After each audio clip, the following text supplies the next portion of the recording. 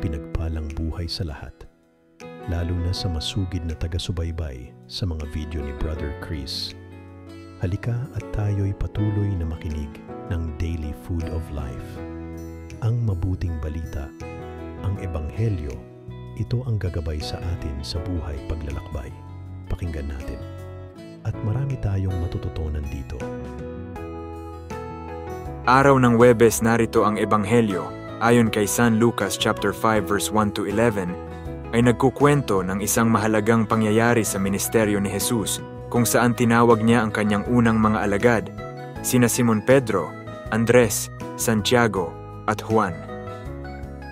Ang pangyayaring ito na naganap sa tabi ng dagat ng Galilea ay nagpapakita ng kapangyarihan at autoridad ni Jesus na humantong sa isang malalim na pagbabago sa buhay ng mga mangingisda. At ito ang mga pangunahing puntos. Una, ang pagtuturo ni Jesus, the teaching of Jesus. Nagsimula ang kwento sa pagtuturo ni Jesus sa tabi ng dagat ng Galilea, isang lugar na kilala sa industriya ng pangingisda.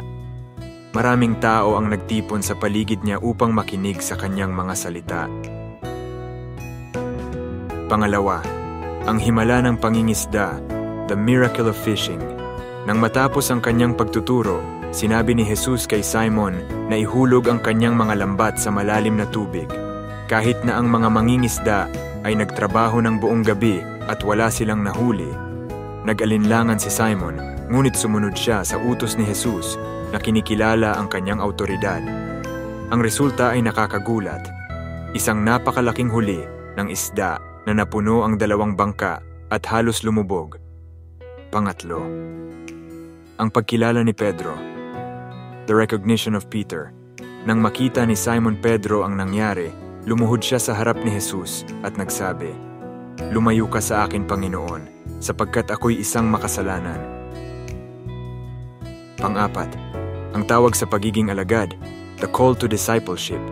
Tiniyak ni Jesus kay Pedro na huwag matakot at sinabi, "Mula ngayon, manghihuhuli ka ng mga tao." Ang pahayag na ito ay nagpapahiwatig ng pagbabago sa layunin ng buhay ni Pedro. Hindi na siya isang mangingisda lamang na nangingisda ng isda, kundi isang alagad ni Jesus na tinawag upang dalhin ang iba sa pananampalataya.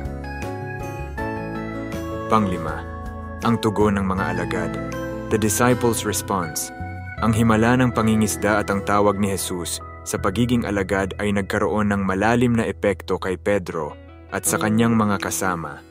Iniwan nila ang kanilang mga bangka at ang kanilang kabuhayan, at pinili nilang sumunod kay Jesus. Ang gawaing ito ng pananampalataya ay nagpapakita ng kanilang pagpayag na talikuran ang kanilang pamilyar na mundo at yakapin ang hindi alam, na nagtitiwala sa pangako ni Jesus ng isang mas dakilang layunin. At ito naman ang mga aral. Una, ang autoridad ni Jesus, the authority of Jesus. Ang himala ng pangingisda ay nagpapakita ng kapangyarihan ni Jesus sa kalikasan at ang kanyang autoridad sa buhay ng tao. Pangalawa, ang kahalagahan ng pananampalataya, the importance of faith. Ang unang pag-aalinlangan ni Simon Pedro at ang sumunod na pagsunod sa utos ni Jesus ay nagpapakita ng kahalagahan ng pananampalataya sa pagsunod sa kalooban ng Diyos. Pangatlo, ang tawag sa pagiging alagad, the call to discipleship.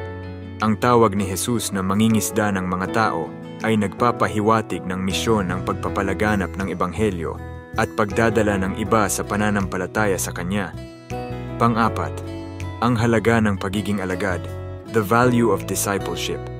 Ang desisyon ng mga alagad na iwanan ang lahat upang sumunod kay Jesus ay nagpapakita ng pangako at sakripisyo na kinakailangan para sa tunay na pagiging alagad, tulad na lang ng mga tao sa ambel.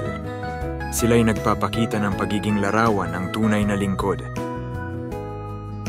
Ang talatang ito ay naghihikayat sa atin na isipin ang ating sariling tugon sa tawag ni Jesus. Handa ba tayong iwanan ang ating kaginhawaan at seguridad upang sumunod sa Kanya na nagtitiwala sa Kanyang pangako ng isang mas dakilang layunin? Ang kwento ng unang mga alagad ay nagsisilbing isang makapangyarihang paalala na ang pagsunod kay Jesus ay isang nagbabagong desisyon sa buhay na humahantong sa isang buhay na may layunin at kahulugan. Purihin ang Diyos. Amen.